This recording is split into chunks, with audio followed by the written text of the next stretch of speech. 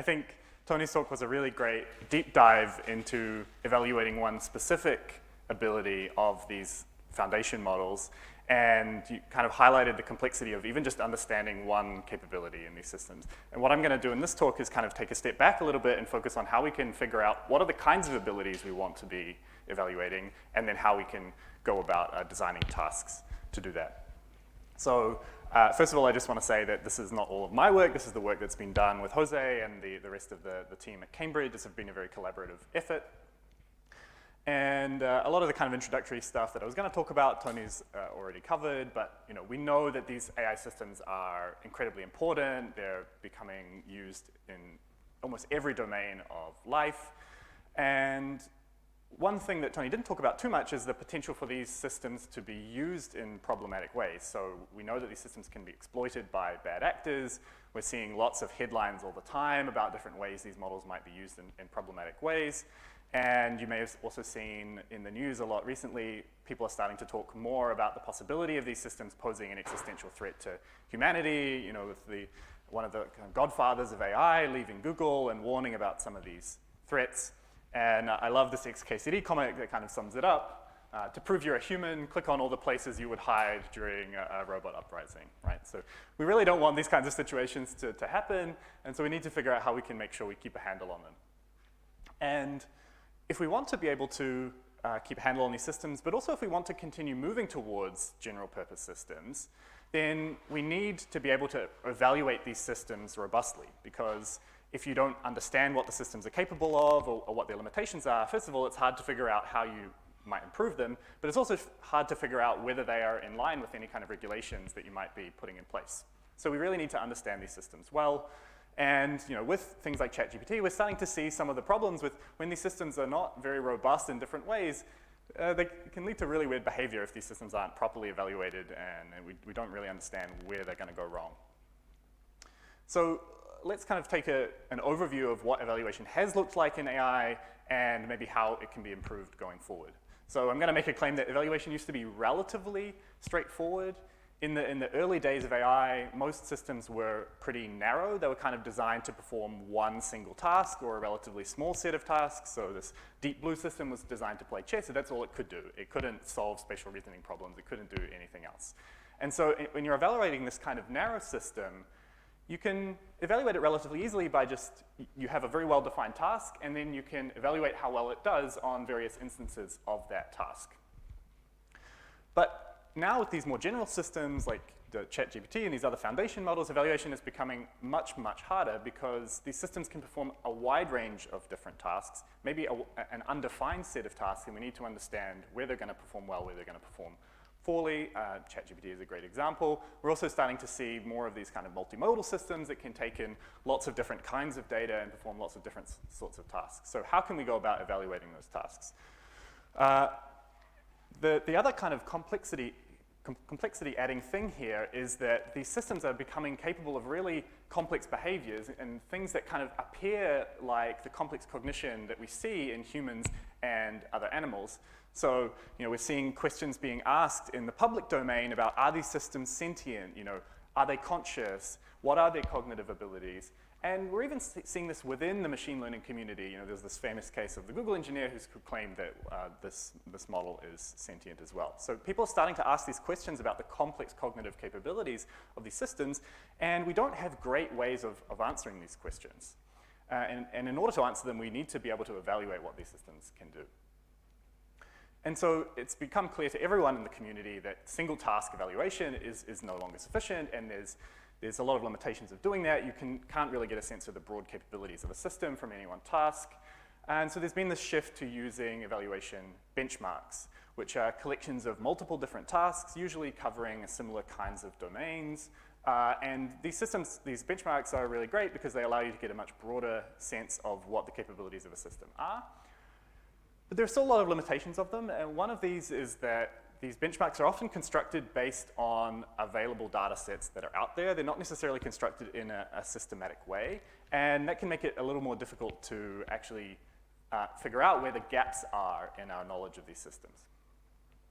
So some examples of some benchmarks. This is probably very familiar to all of you, so I won't spend too much time of it, but a kind of an early benchmark in AI. It was this ImageNet challenge, a massive data set of various kinds of labeled images and an associated challenge with it that tested the ability of vision systems to identify and recognize various different kinds of objects. And this led to some really big advancements in these kinds of models. And more recently, we're seeing much bigger benchmarks, such as Big Bench, which includes 200 plus tasks measuring the capabilities of these different language models. This was constructed through a public call for tasks, and I know that some of the team here at UPV also contributed to this benchmark. It included a wide variety of different tasks, everything from comprehension and reasoning through to sort of more niche things about understanding chess or understanding sports. A couple of just quick examples of a question testing general knowledge, also more getting kind of more cognitive skills like an understanding of cause and effect, so which of these sentences makes more sense. It started raining because the driver turned the wipers on, or the driver turned the wipers on because it started raining. And you can kind of see this task is more akin to the sorts of things Tony's doing, really trying to tap into a specific kind of ability here. So these benchmarks, as I said, they're much better than taking a single task approach, and they include really rich data. But the weaknesses are that they're not always systematic, and it can be really complicated to condense the data from these big benchmarks into meaningful conclusions. So if we come back to Big Bench, this includes performance data from over 200 different language tasks. How do we use all of that data to actually make conclusions about what the system can do and what it can't do, and where it might be safe to deploy? Well, one way would be we kind of look at each task separately and go, okay, it does well on this task, it does poorly on this task, etc. But if you do that, now you have 200 plus metrics, even if you only use one metric per task, and how are you going to figure out what to do with all of that data?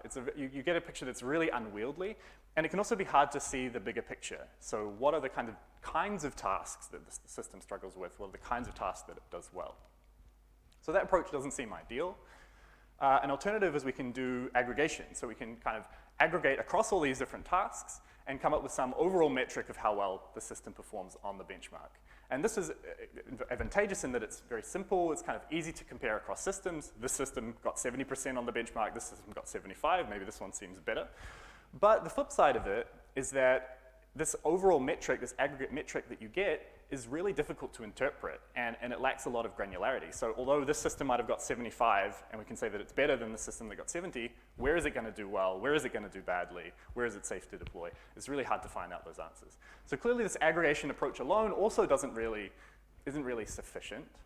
And it kind of seems like what we need is some kind of middle ground between these two, because this aggregation approach also assumes that all the tasks are tapping into the same constructs.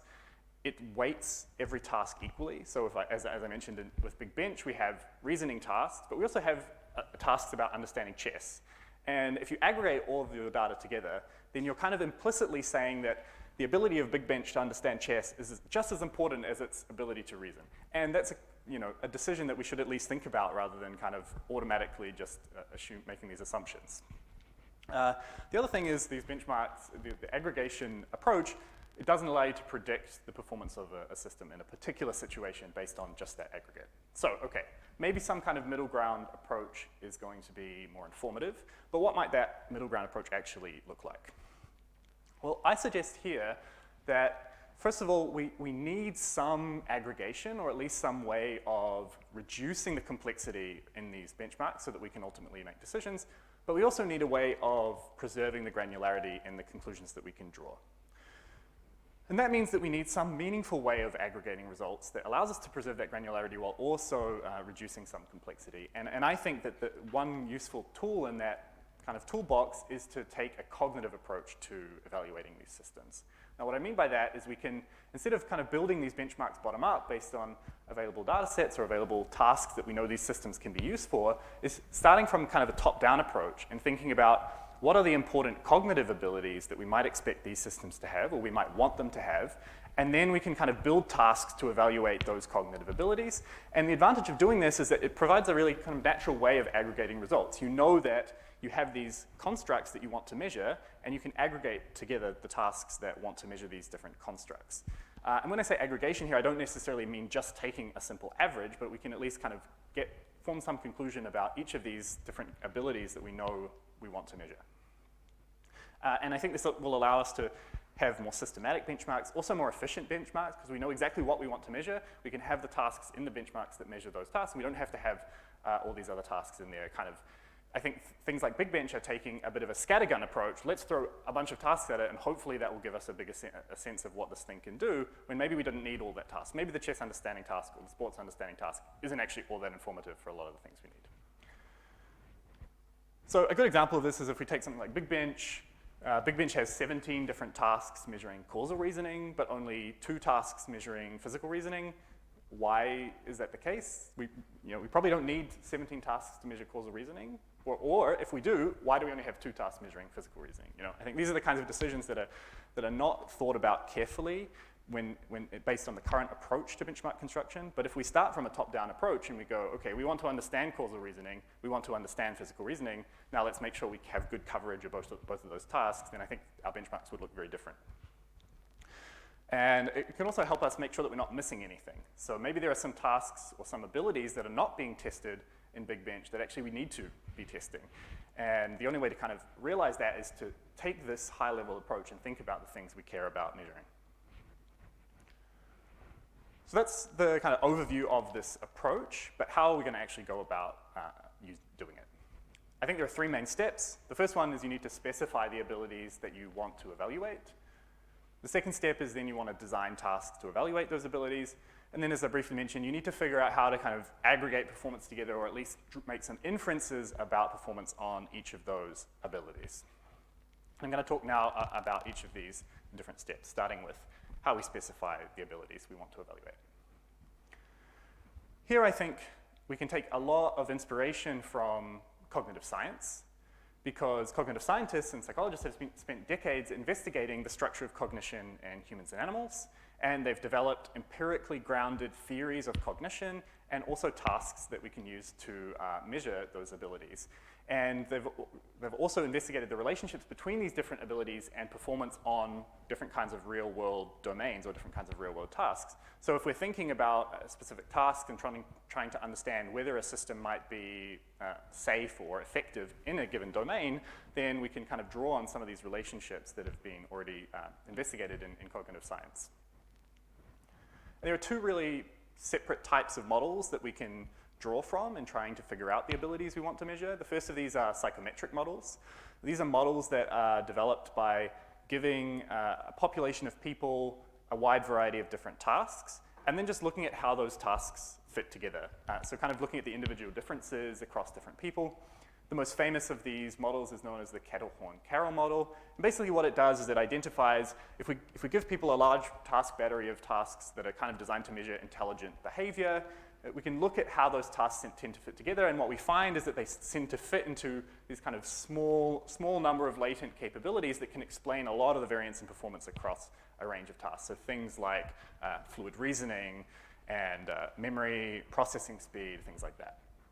And so maybe these are the kinds of abilities we might also want to be measuring in AI systems, or maybe we want to take a similar approach in AI and do this kind of analysis with AI systems to try and extract the latent capabilities that we find in systems like these large language models. And Jose and I have been working on some work doing exactly this kind of thing. The other kind of model we can draw from are what we might call cognitive models. Rather than just being kind of bottom-up based on what patterns you find in the data, these are developed in an iterative way based on a variety of different types of data from experiments, behavioral experiments, neuroscience, developmental data of how abilities change over time, and also from looking at data from animals as well, in many cases. So a kind of classic example of one of these models would be one of the more simple ones is this taxonomy of long-term memory in humans. And what you do if you run different experiments on the kinds of ways people remember information, what you can find is you can separate out a lot of these different kinds of memory so that, okay, someone who does really well, has a really good episodic memory, which is their memory for events and experiences of their life, doesn't necessarily have a good semantic memory, a memory for facts. So we can kind of dissociate these different abilities and show that they are separable. And that gives us a sense of that these are separate constructs that we want to measure separately in humans, and we can do a similar kind of thing in AI systems. And we even get all the way from this to these much more complex sort of speculative models that try and explain the different interactions between all of these things. And maybe there's some insights we can draw from those as well, but those are probably much more likely to be very specific to the kind of system we're measuring. So as I mentioned, I think we can start to adapt and draw from these models and use them to help us build benchmarks in AI. They might not be perfect, but they give us a sense of the kinds of things we might want to measure. And we can also use them to start building theories of AI cognition. I think one of the things that's really been lacking in the field is actually a theoretical understanding of how the abilities of AI systems are structured, and that building those theories is going to be really important for our ability to predict and explain the behavior of these systems. Having said that, there are many limitations of drawing from cognitive science. First of all, there are gaps and disagreements within the cognitive literature, so we don't fully understand human cognition, and so there are still some kind of question marks there that will also be question marks if we then go to apply these theories to AI systems. There are also many differences between AIs and humans. There are differences in structure. Human cognition relies on the brain, whereas the AI system's cognition depends on the structure of the model, and these can be very different. There are also many differences in sensors, so we've kind of talked already about the fact that language models don't have any other kind of modality of information beyond language. Something like a self-driving car might also have sensors that we don't have as humans, things like LiDAR, and the way these systems get information is also very different to humans. So when humans get language or numbers, they get this information through their vision or through hearing it, whereas AI systems often get this information kind of directly into the model. And that means we might expect differences in how these systems process information relative to humans.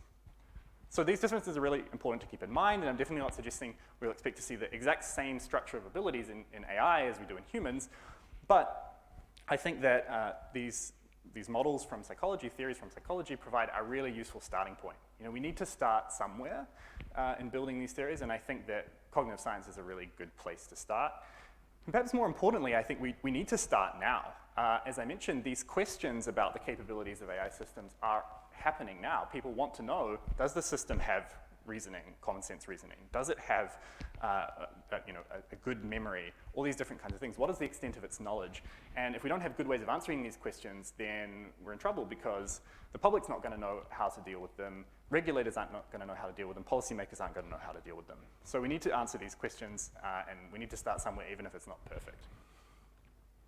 So one of the things I've been working on over the last year or so is to build kind of an initial attempt at combining all of this information that we have from cognitive science into kind of taxonomy of different abilities that we might be interested in measuring across different AI systems. I'm not expecting you to kind of fully take this in, but just to give you a sense of the fact that we can start to tease apart the different kinds of abilities that we see from cognitive science and think about whether these abilities are going to be important for AI systems, what kinds of things they might be important for, and how we can measure them.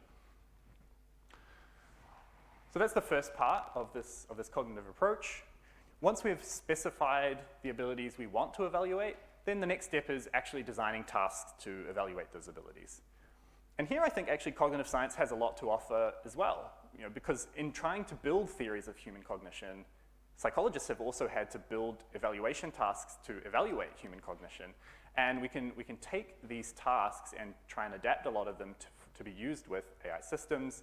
And we have these kinds of evaluation tasks with humans in many different kinds of formats. So many of these tasks do rely on language and might be really useful for using with language models. We also have kind of embodied tasks that require people to do things in a physical environment that will be really useful when we start to have more embodied systems.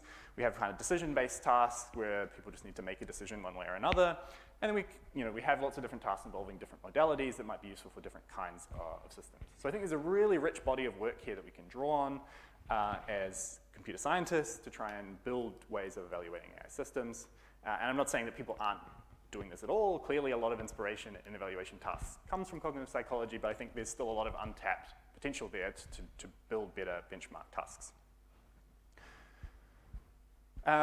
So going back to this kind of taxonomy that I've been working on building, once we've identified these abilities, we can start to now build tasks to measure each of those abilities in different modalities, in different kinds of systems, so that when we have a new system, we know the kinds of tasks we want to use with it, we know the kinds of things we want to be able to answer. And one of the ways we've been building these tasks as a group is using the animal AI environment. So this is an environment that was created in Unity. It's sort of this virtual 3D environment in which either a person or an AI kind of plays as this small little cute little animal character, and it has to go and reach a reward in the environment represented by these little green circles and also the yellow circles. And what we can do is we can just build very simple kind of objects and combine them in different ways to create cognitive tasks that can actually measure quite complex cognitive abilities. It's a very easy system to configure, and we can also procedurally generate different instances in this environment, which makes it really suitable for developing broad benchmarks of these systems. So to give you an example of what some of these tasks might look like, if we take something like this task here, which is used to measure inhibition in the animal literature. So basically to get this reward inside the tube, the animal has to realize, okay, you can't just go straight ahead because there's a barrier, you have to actually go around. Some animals can do this, some animals struggle more, as you can see. And we can actually build this kind of task. We can build this kind of task in AI systems in our animal AI environment as well, and plug these AI systems into this environment and see how well they do. So this system here at the top doesn't seem to be really behaving in a very intelligent way. It doesn't seem to be understanding that it can't go through this barrier. And whereas this system here realizes, okay, maybe it needs to go around. So this is just one example of a task, but it shows you how we can mimic tasks that have been used in cognitive science and use them to understand AI systems. And a broader example of how this is being done in our group is Piaget, which is a big battery of object permanence tasks that I know some of you are familiar with. It has been primarily spearheaded by Cosi Voudouris, who's a PhD student at Cambridge. And so Cosi's been building a variety of tasks designed to measure object permanence, which is the understanding that when an object disappears from view, it doesn't disappear from your environment, it still exists. So in this task, the reward initially is in view, and then it goes behind this wall. And to solve the task, you need to understand there's still a reward there behind the wall, and you should go and get it. And so using this animal AI environment, Cosi's built something like 200,000+ different instances based on a few different task paradigms, and then supplementing that with procedural generation to build a really robust set of tasks measuring object permanence ability that kind of avoid a lot of the confounds that you might see in any one task. So maybe in this task, you can solve the task by just going towards the last place you saw something that was green, so maybe that's a strategy that works, but there's a lot of other tasks in this battery where that strategy wouldn't work. And so to perform well across all of these tasks, you need to actually have this understanding that an object still exists and know to still go look for it. So that's how we might evaluate some of these abilities in either embodied systems or systems that can operate in this kind of virtual environment. But as we've heard a lot about already today, it's also really important to understand the abilities of systems like language models, which clearly you can't, well, probably not easily plug into a system like animal AI. So there we're going to need different kinds of tasks, but fortunately there are also lots of cognitive tests based around language that can be adapted in a very similar way, but just into different kinds of language tasks. And I think this is especially true of different reasoning tasks, which has been a big focus of the community. So that's step 2, designing some tasks to evaluate different abilities. The third step is once you have these tasks and you get some performance data from your system, how do you actually reach some conclusions about the system's capabilities? So how do you aggregate the performance together, or at least infer performance to reach some meaningful conclusions? On the face of it, it kind of seems easy. Okay, if you know you have a bunch of tasks measuring a specific ability, aggregate the tasks measuring those capabilities together, and that'll give you a sense of the system's performance or capabilities along those lines. But actually, as it turns out, it's a lot more complicated than this, a lot harder to actually get robust understanding of these abilities. And part of the reason for that is that almost every task relies on more than one capability. So if we take that object permanence task that I showed you before, you need to have object permanence, you need to understand that the object still exists, but you also need to have some kind of memory. You need to remember where the object used to be in order to be able to go and get it, and you need to be able to navigate your environment effectively. So there are kind of all these different capabilities that are involved in any one task. So if you find that your system fails on that object permanence task, what does that tell you? it could tell you that maybe the system doesn't have object permanence, but it could also mean that the system doesn't have good enough memory to remember where the object was, or maybe it's just not very good at navigating its environment. So just based on successes and failures alone, you can't necessarily tell all that much about the capabilities of a system unless it's kind of passing everything. And so we need more complex ways of actually inferring what the causes of these failures are when a system doesn't succeed. And so we've been working to kind of develop a method for drawing these kinds of inferences based on complex patterns of task performance across various different kinds of tasks. And this effort's being led by John Burden, and we've just submitted a paper to ICML with a lot of this methodology. And essentially what we can do, again, I don't expect you to understand what's going on in this diagram, but if we have a bunch of different tasks, we've identified the different kinds of abilities involved in these different tasks, and the relationships between these different capabilities, then what we can start to do is look at the patterns of successes and failures across these different tasks, and using Bayesian inference, infer the most likely reasons for those failures, and use that to get a sense of all of these different capabilities across the whole benchmark of tasks. And so this is where having a big benchmark that measures multiple different abilities can be really useful in actually getting a good sense of the capabilities of a system. And the other advantage of this kind of approach is if you can then build an understanding or infer the capabilities of a system, then you can start to predict how well the system will perform on tasks that rely on those capabilities. So if we know that our system has object permanence, it has good memory, it has good ability to navigate the environment, then if we give the system a new object permanence task that relies on all of those things, we can predict that the system is going to do very well in a way that it might not be easy to do if we were just using a task-by-task evaluation approach. Of course, the caveat here is this kind of requires us to understand what the capabilities are involved in a specific kind of task, and this is part of the focus of a grant that Jose is working on with the OECD to understand, okay, what are the different abilities involved in different kinds of tasks or in different kinds of jobs, because that's really important for our ability to predict what will happen in the future and whether these systems will be able to do well on these different kinds of tasks. So it's harder than it initially sounds. Stay tuned on how we can do a good job of that. So these are the three main steps to the cognitive approach to AI evaluation, and I think that there are a lot of benefits to this approach. First of all, I want to say, okay, clearly we need robust evaluation methods. Hopefully that's obvious to everyone. This approach, I think, provides a lot of benefits. First of all, it can make it easier for us to figure out how we should construct benchmarks, making them more systematic and potentially more efficient.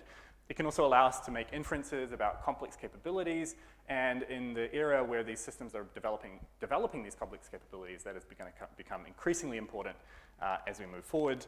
But these are really complex issues. There's a lot of questions still to be answered, a lot of work still to be done. But hopefully, if we can move in this direction, we can do a better job of avoiding futures like this one. Thanks very much.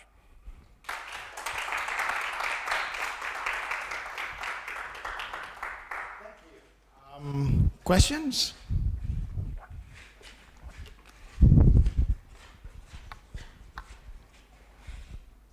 All right. Thank you, Ryan, for the amazing talk. I really liked it. So my question is more related to, instead of inferring the different cognitive capability from the systems, because sometimes you can find this kind of capability when you have some correlation between the capability of the system and the task performance. But do you have any conception about creating tests or tasks that to, let's say, certify whether there's actually a causal representation between the system having actually this capability and solving this task, rather than some other kind of experiential correlation that is actually contributing to this level of capability that you are found? Sure. So if I'm right, what you're asking is basically, how can you be sure that the system is solving the task because it has the underlying capability rather than kind of cheating or there's some other reason why it's able to perform well on the task? I think it's really challenging. I think one thing we really know clearly about these systems is that they're very good at picking up on any irregularities in the data, so any unintended things. Tony talked a bit before about the Winograd schema. There's a lot of kind of unintentional things that might be in the data set that can allow the system to perform well, even if it doesn't have the underlying capability. And I think that's why it's really important when you're evaluating a specific kind of ability that you have multiple different tests that get at that same ability, and that those tests have different structures and different kind of different properties, so that if, let's say, the system just understands the relationships between cars and speed or something like that, you have another test of the same ability where that kind of relationship won't be effective in solving the task. And if you find that your system performs well across these range of various different tasks that all rely on the same capability, then you can have a better sense that probably the reason that it's doing well is because it has that capability. Now, it's still possible that your system has a cheating method that works for this task, and another cheating method that works for this task, and another cheating method that works for this task. And because these capabilities are not, they're latent capabilities, you can't ever directly observe them. You can only infer them based on task performance. I don't think you're ever going to know for sure whether a system has that capability, but that's one way of kind of removing some of these possibilities of systems doing well, but not for the reasons we want.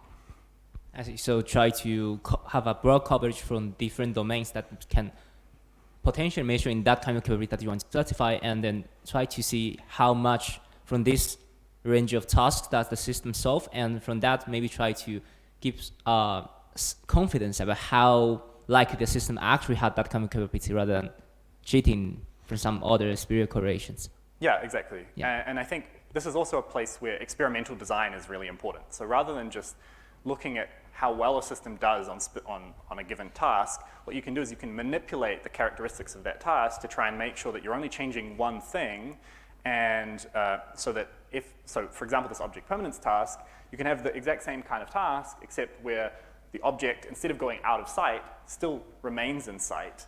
And there, if you had everything except object permanence, if you can move and you have good memory, you should be able to solve that task without object permanence. But if you don't have object permanence, you shouldn't be able to solve this other form of the task. So experimental design is really important, and trying to remove as many confounds as possible. But that's also a big challenge, and something that in psychology we've struggled with a lot for many years, is how do we design good experimental paradigms to test capabilities. Yeah, I totally agree. Thank you very much. Very cool experiment. Thank you.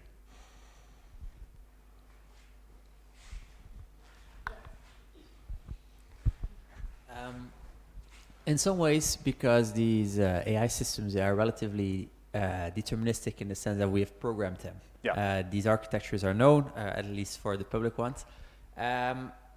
So in what way does the relation between the architecture, the training data, and then the actual learned parameters influence the evaluation of cognitive abilities? Because on one side, it is completely deterministic. You already know exactly what the capabilities are. It has this many parameters. It can this large of a context window. But at a given point, we kind of lose any perspective or any... Where does a relation to a capability come in from this computational perspective? Yeah, I think this is a super interesting question, and I think it's also very relevant to a lot of the stuff that Tony's talking about in terms of common sense. So I think there's a distinction to be made here between the potential ability to do a certain thing and your actual ability to do that thing. So for example, if we take something like common sense, even with a human, if you raise a human in a cave and they haven't been exposed to a lot of information about the world, they're not going to be able to pass a lot of these common sense tasks because they don't have the knowledge in order to do so, because these tasks require knowledge.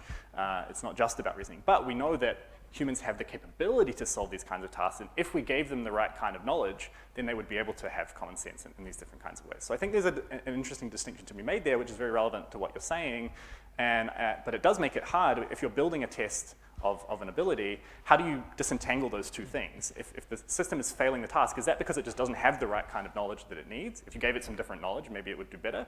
Or is it because it doesn't have the underlying capability? So I think this is a really complex puzzle to solve, and I think it's an important one to be making this distinction more clearly than we have been. Do you have any ideas on how to proceed with this?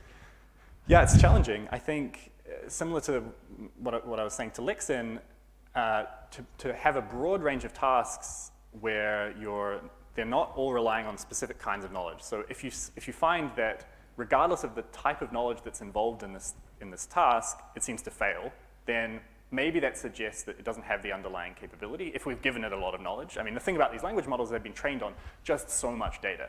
So if they can't do these kinds of tasks, then maybe that suggests that the knowledge is not enough. Certainly they're a lot less efficient at doing it than humans.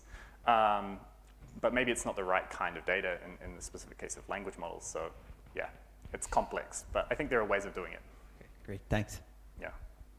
Yeah, I just wanted to follow up what Bout was commenting. So in the case that you really want to disentangle the knowledge in the actual capability that you are inferring, then do you think it's a good approach to, let's say, we fine-tune the system to give them the proper background knowledge for the kind of task that we want them to solve in order to infer this cognitive capability such as object permanence?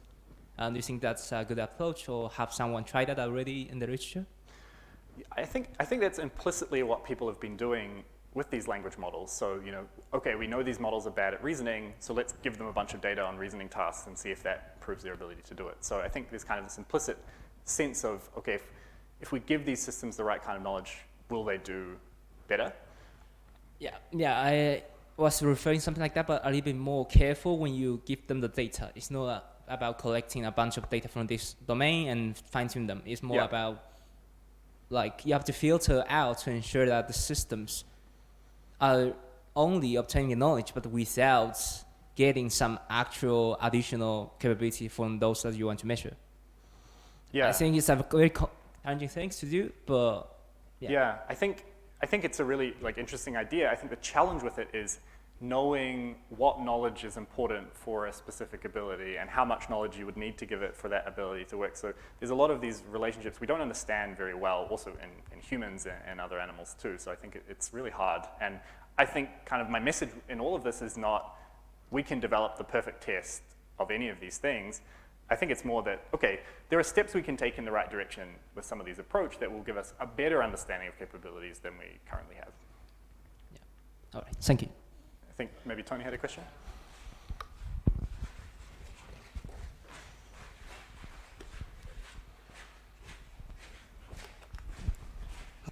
Hi, Ryan. Thanks. Nice talk. Thanks. I mean, I just wanted to pick up on something you were just saying a moment ago. Yeah. Oh, 2 moments ago by now. And which also harked back to a question I was asked about embodiment. And you was talking about giving the system knowledge. And so there's it's almost a kind of philosophical question, is to what can these systems really understand common sense knowledge purely by reading about it? Or would it, like humans and animals, actually, I mean, we acquire knowledge in many ways, but typically common sense knowledge by humans is not acquired by reading about it. Yeah. Or even being told about it. Yeah. It's about observing it and doing things, discovering what happens when you tip something, turn a bottle upside down, or push something over. Yeah. And so people have done a lot of work in the past, or some work in the past, about trying to get systems to experiment in the world. And, right. I'm going to slip. There's a question. What are your thoughts on that? Yeah, I completely agree. I think there's so many interesting, unanswered questions, and like you say, it's very philosophical about when it comes to embodiment. What are the kind of key features of embodiment that allow people or systems to gain this understanding or gain these abilities? Is it just it allows us to observe information in different ways? Is it something about the fact that embodiment, or at least in our world, brings with it certain types of goals that maybe enable the right kind of exploration or the right kind of thinking? So yeah, I think there's a lot of interesting questions there that people should continue to look into. I mean, the question is, could you in principle learn all this stuff just by reading about it? Yeah. Or is there stuff which could only be learned by doing and observing? Yeah, it's a great question. I don't have an answer. But yes, I agree. And it comes back to what Jose was saying is, how much can be captured in language alone? And the question is, what are if that is the case, then what are the things that are... Of course, it may well be easier to do it, and you may well require much less training data to do it that way, which is a separate question. Right. But there's a question of principle as well. Yeah, absolutely. And I think the kinds of things, spatial reasoning, we can probably start to make predictions about the kinds of concepts that should be harder to learn about through language alone, and then maybe we can start to investigate how easy it is to learn those concepts relative to other concepts that maybe are easier to grasp in language. I think that would be an interesting way forward too. I mean, when a human child is learning, I'm not an experimental psychologist, so let me. But sure. I mean, they will try something, and then they will observe what happens, and then they will do something else. They'll perform another experiment. Yeah. But if you're reading about this stuff, then it's kind of, you can't perform that kind of experiment. Yeah, that's right. Yeah. Yeah. And if you particularly then see a novel object, and you're not sure how it's going to, it's going to interact. Yeah, And exactly. maybe it interacts, it kind of behaves in a strange way because of, its center of gravity is not what you'd expect because of the, what it looks like, because it's made in some special way that means that Yeah. it's weighted, Yeah, so from that perspective, I think it's like the embodiment is allowing you to get different kinds of data, maybe sort of more experimental data that can dissociate things or associate things in ways you wouldn't have otherwise seen if you hadn't explored the environment. But maybe there's a way, if we carefully curate the training data we give to these systems, maybe there's a way we can kind of give them that same those same types of data without them actually having to, do the experimentation themselves. So yeah, I think it's an open question, but it's really interesting. But there's a question, I guess, as well as whether a robot system which is trying to acquire this data in this kind of way, and maybe the LLM, the data is not comprehensive, maybe it could still use it to help suggest what a good experiment might be to conduct in the real world. Right. In order sort of then to refine or extend its knowledge. Yeah, absolutely. I mean, it's all very hand-wavy, but Yeah. fun. Yeah. More questions? Well, I do have a question. Yeah, of course. Yeah, of course we have a lot of time. Well, time has passed so quickly. You've been here for a month, and you've been here for just a couple of days, and both of you are leaving tomorrow. But we'll have. But you know that I've been a little bit obsessed about when you have these capabilities, and you have mentioned, you haven't explained, because of course this is that some of these capabilities, they have a magnitude. Mm-hmm. It's not just yes or no, so they have levels and things like that. And for some things, it is very useful because it's not that you have memory yes or no. You have Right. you can memorize three words, and then you can Right. use that. My question is, going in that direction, this kind of trade-off that is traditional in psychology about how much predictive something is about the world and how explanatory, especially for humans. So if we have a characterization of a system in terms of capabilities, maybe we can sacrifice a little bit the predictive power for giving maybe fewer capabilities as a kind of a profile of the system, but the people can understand, okay, this system has spatial reasoning. Okay, what do you mean by that? This, and this. Okay, I can understand. But you start just A, B, C, D, E, and nobody understands this. You can still predict with these kind of capabilities extracted or coming from general principles or something like that. But people are not going to really understand what the system is it's capable of. How do you see this trade-off, especially in the tradition of psychology or cognitive science? Yeah, I think it's a really, really good question as well. I think the interpretability of these abilities is really important maybe for our understanding of what we should do, like how we should interpret if we know that a system has ability A at level X.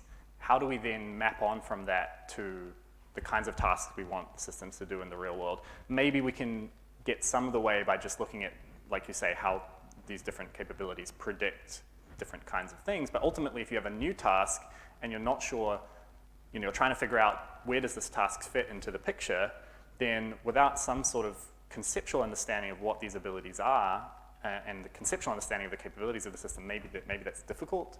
I don't know. I mean, I think in psychology, the thing we've also found is that you can interpret what these capabilities represent in a lot of ways. So maybe it's not necessarily that you have to be able to, but a lot of these abilities do seem to be interpretable in ways that we can understand. So hopefully we can find a similar kind of thing with AI systems, but maybe not. Maybe the interpretation of these abilities is going to be much more complex because of the way that these systems are structured. I don't know.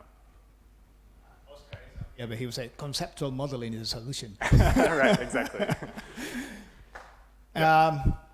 More questions?